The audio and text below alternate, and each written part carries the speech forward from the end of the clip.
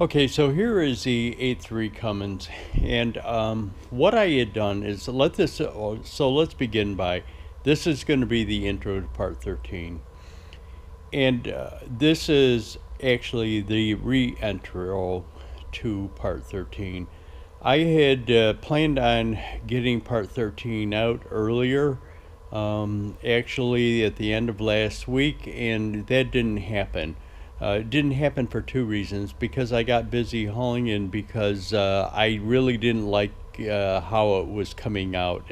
I had actually was starting to edit it and just scrap the whole thing. So let this serve as a intro to part 13.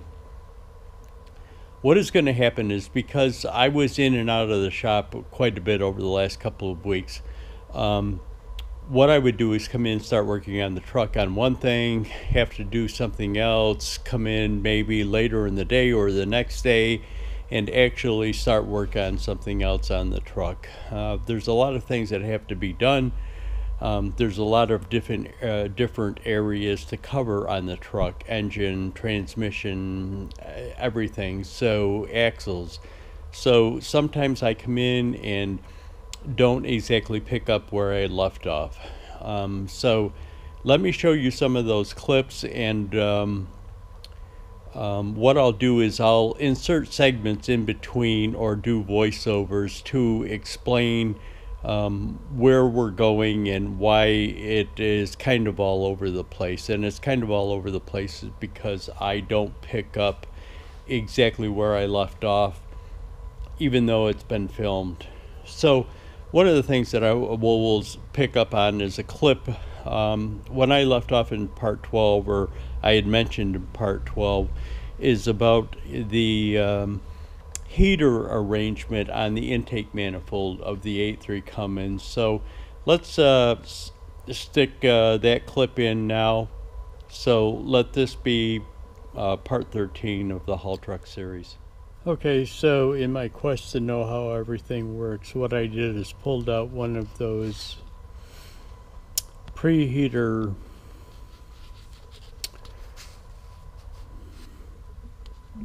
I don't know what to call it, preheater coil. Anyways, that's kind of what it looks like. The it's tagged marked on at 12 volts, so I've got to say that's just a little heating element in there, 12 volt heating element, and what it does is probably glows red hot. Diesel fuel gets sprayed into it, it ignites it, kind of preheats the air into the going into the cylinders. Let's call it a little burner.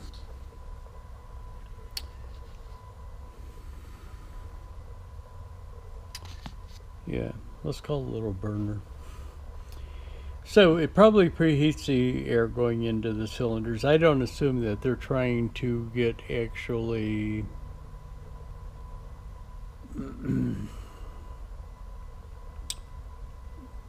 let's not call it combustion into the chambers. I'm going to assume all it does is preheat air charge, just like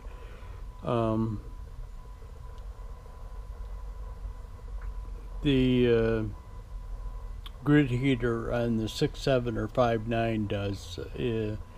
Instead of using an electric coil to preheat the air, they're actually combusting diesel fuel in the intake manifold to preheat the air. So but I'll let you know exactly once I get a manual, if the manual describes it.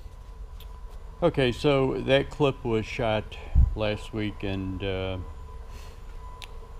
since that time I did get a manual. I over that last weekend had ordered the manual and I got it in actually. So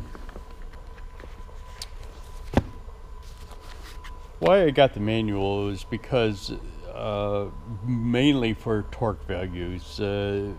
and to see how they explain different things that are different from like a 5.9 or 6.7 Cummins.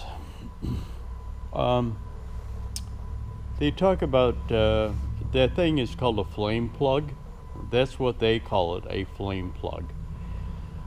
So since they reference flame, logically that electric coil heats the diesel fuel that's being pumped into it and creates a flame, which preheats the air going into the chambers for like cold starts. They really don't tell you much about it.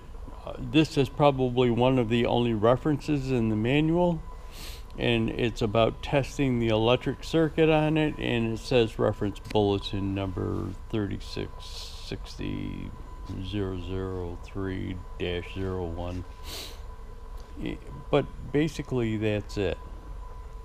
But I did get a manual, and they don't tell how that flame plug really works in this thing. They just reference that. But I did get the manual. I will have the torque values on it. So we'll jump to the next thing. Okay, we're back on the truck. What we've got to do, or what I'm planning on doing, is starting disconnecting all of this tubing, wiring, everything else. What I'm doing right now is working on this lead that goes up or comes from that battery disconnect switch in the back that goes up to the starter solenoid right there. I've started disconnecting this. I shot a short video of this just so that I had a reference of this battery disconnect switch and how they had the solenoid. Now only one of these solenoids was used for the battery lead that goes up to that went that went up to the starter solenoid. What the other two solenoids were used for, I have no idea. And as you can see, they were all kind of powered in series. They've got one, let's call it like a bus bar that goes down and powers all of the solenoids, but only one of them was used for the battery disconnect. I'm sorry, the lead to the starter solenoid. What I am is working under the truck. I'm just pulling off that battery cable that goes from the battery disconnect switch at the back of the truck towards the front, towards the starter solenoid.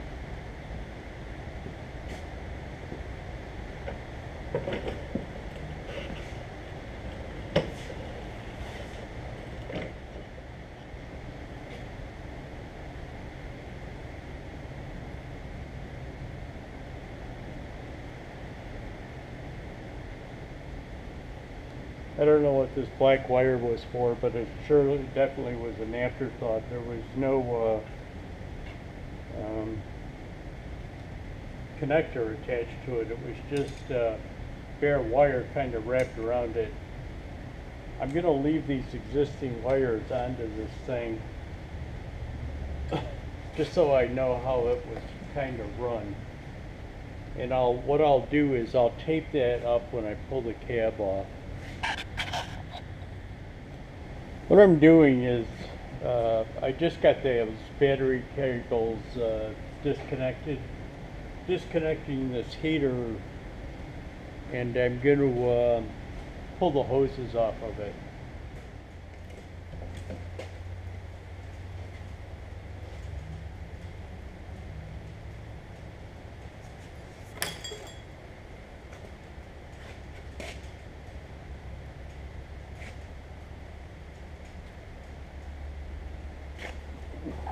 Okay.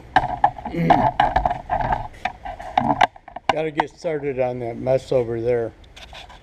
What I did is just pull these two brackets. They were the step brackets off of this, the driver's side. I'm gonna start working on that wiring, disconnecting that wiring down through there. I'll bring you back. Just working on pulling these old fuel lines out of here.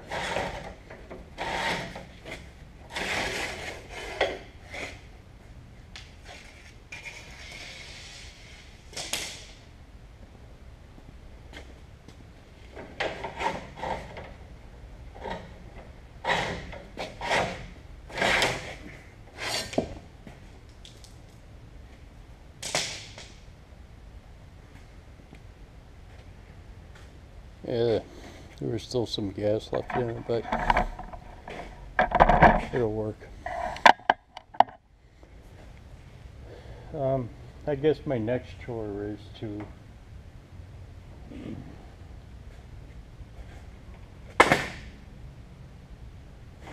let me figure out what those lines are first. I was going to start on the wiring, but let me figure out what those lines are. I probably am going to start on the wiring. I think these two copper lines go back to that drive shaft disconnect. Not sure why. Let's see where hydraulic lines.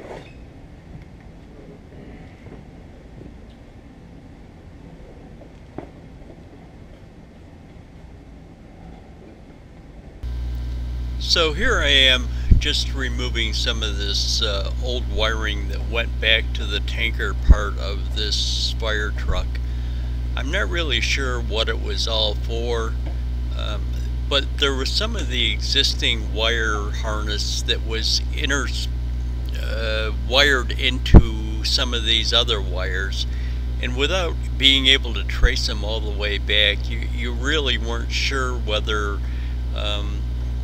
some of that wiring harness wire was just terminated and run through the new wiring that they ran for the fire truck, or if it was just a tie-in point to other instrumentation or anything on it.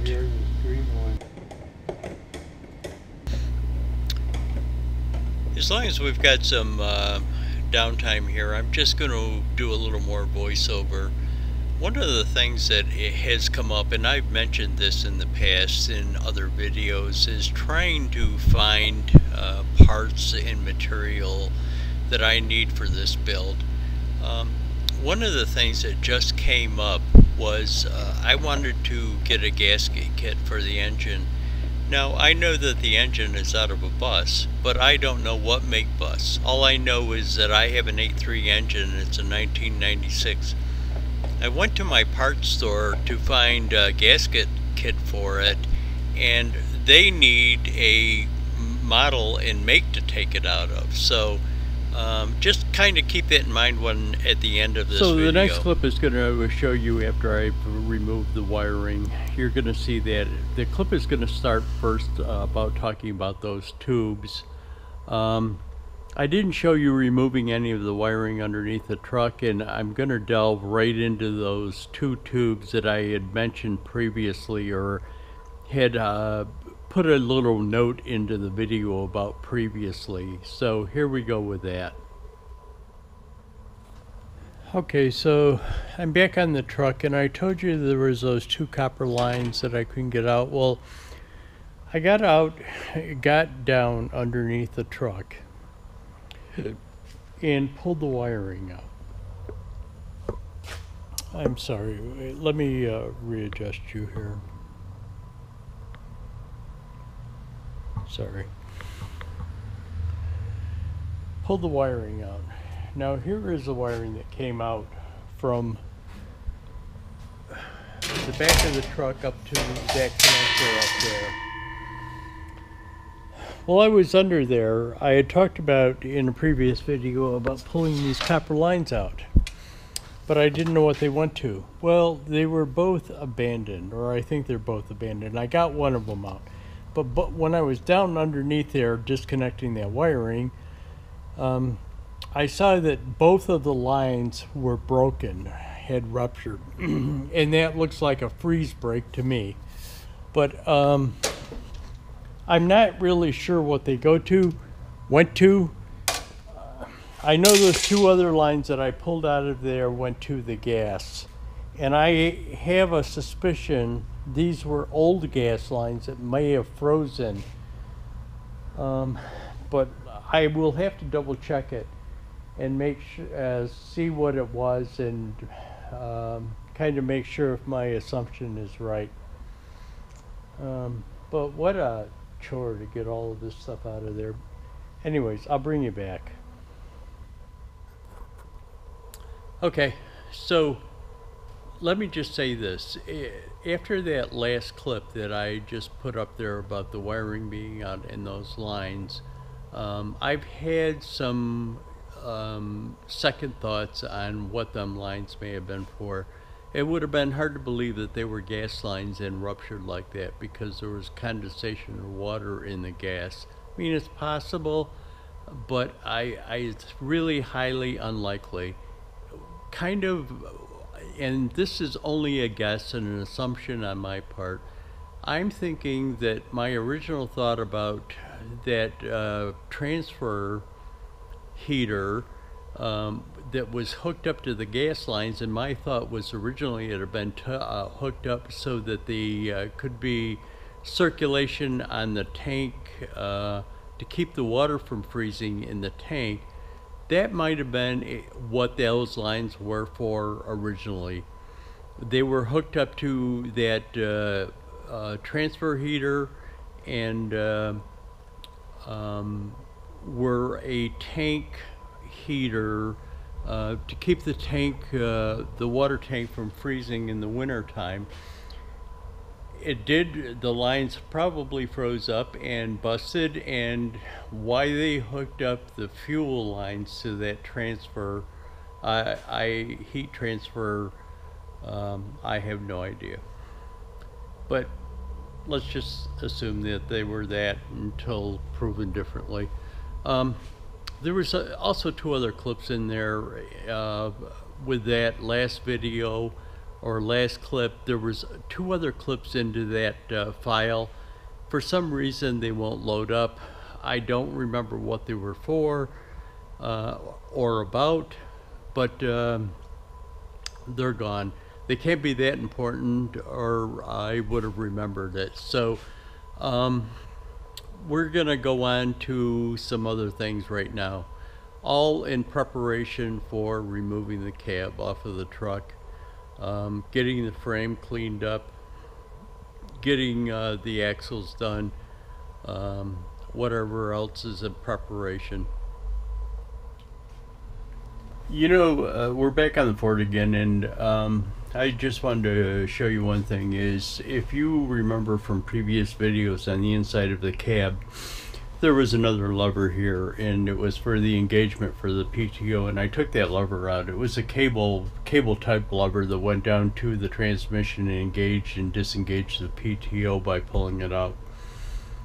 But that's not kind of why I want to show you, why I'm in here showing you this. But I will, after I'm done talking, I'll take you over and I'll just show you the cable that I pulled out for that PTO. You know, I've looked at this inside of this cab and saw things that were installed in here, but you really don't think about things. You know, I saw this lever here, and I'm thinking, okay, it was just something had to do with the fire truck, maybe I don't know, pump engagement, whatever. Until the other day that I started tearing that wiring apart and kind of tracing stuff back into the dashboard, and I started looking at that thing, and it's got hydraulic lines that come out of the back of it. You know what it is a line lock, a brake line lock thing, and I think I'm going to leave it in there. I'm going to have a parking brake that will engage the back brake, but I think I'm going to try and leave this thing in here and tie this into the front braking system so that I can lock the brakes on the front of it if I wanted to. Sometimes on like a gooseneck trailer, when you're putting heavy equipment on it, it has a tendency of moving the vehicle. Now you don't get that kind of with a like a lowboy, because you disengage the trailer off of the truck to put equipment up on it. But with my kind of trailer, where you actually leave the trailer attached to the truck and drive it up onto the rear of it, it has a tendency of trying to move the truck. So with this kind of trailer, I'm going to keep this thing, or I'm going to try and work it. Now, without following it through, I haven't followed the lines back through, but what my logic is probably telling me is that you pressurize the brake and then engage this thing, and what it does is probably locks that fluid, that hydraulic pressure, into the line, and which in turn locks the brakes up. So I'll let you know more about that as I go along. I'll bring you back on it and tell you what I found out about it, and how I'm gonna use it into this build. But anyways, I'll bring you back. Oh, let me. I'll bring you back. I'll show you that PTO engagement cable that I took out of there. Here we are back over by the tool cart, and this is that PTO cable that I took out of that truck. I gotta tell you, they don't make stuff like this anymore. That's probably 1/8" plate steel. This thing is kind of heavy. I mean, well, yeah, there's a good 10 feet of cable onto that thing. I'm gonna keep that thing around here in case, you know, that I'm gonna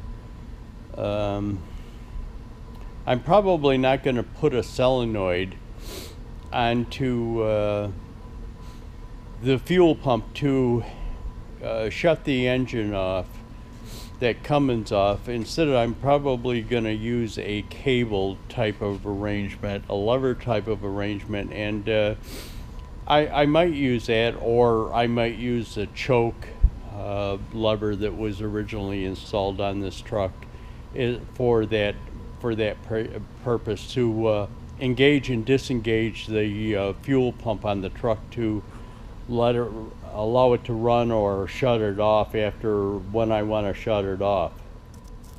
Okay, here we are back at the rear axle. Is when I left off a while ago, there's a nut inside that axle that has to come off. That nut holds the axle bearings in. It also holds that hub assembly together, but I was waiting for a wrench. Now, let me just address one point. You really didn't need a wrench to get that out. There's a locking washer that goes over that nut, and when I say a locking washer, it's one of those washers that you peen over, and it holds a nut in place. That torque value on that nut isn't that high, or so I've been told. I haven't actually looked up the torque value of it yet, but it isn't that high. So I really probably didn't need that wrench to get the thing apart. I just got occupied by other things, but I did get the wrench, and the reason why I wanted the wrench is because there is a torque value on that thing, and you can't really achieve a torque value by putting a screwdriver and a hammer on it to tighten it back down again. So I did get the socket that fits it. It's a 3.5" socket, but it is made in the USA. So I've got that now, and I'm thinking I'm going to get back started on that again. So I'll bring you along with that. But one of the other things that I just kind of want to address here is the rear end is out of a 2004 or 2005 Ford F750. Dana Spicer rear end. Engine's out of a 1996 bus. Not really sure what type of bus, but I know the engine is 1996. The transmission is out of a Freightliner truck. No, I'm not even sure the year of that, but I am going to find that out. But here's where this is going, and this is going to be my point. This truck is going to be so bastardized that nobody will ever be able to believe it. So what I've got to do is compose some kind of a notebook, reference book. If I need to fix, or if anybody else needs to fix something on this truck, they're going to need to know what it is, because it sure isn't going to be a 1974 Ford F750 anymore. Maybe the cab is going to be from a 1974 Ford F750, but that's about all that it's going to be for it, that was from that year and that make of the truck. Everything else is going to be from all over the place and random years. So for anybody to work on it, I've got to come up with a reference book that can be kept with the truck. You know, so if I'm out on the road, or if the truck gets sold, or somebody else needs to work on it, they know what the rear end is from, what the front axle's from, what the engine's from, what the transmission's from, and what year and model they are. So I've got to start compiling a list of everything that goes into this truck and get it into some kind of format that can be kept with a truck, kind of like an owner's manual. So if somebody needs to work on something, say if I'm out on the road and a bearing goes bad, I can say, yep, here's the axle and it's out of this year model truck, so that's the kind of bearing that I need. But anyways, I just wanted to kind of throw that in there, a point that needs to be addressed.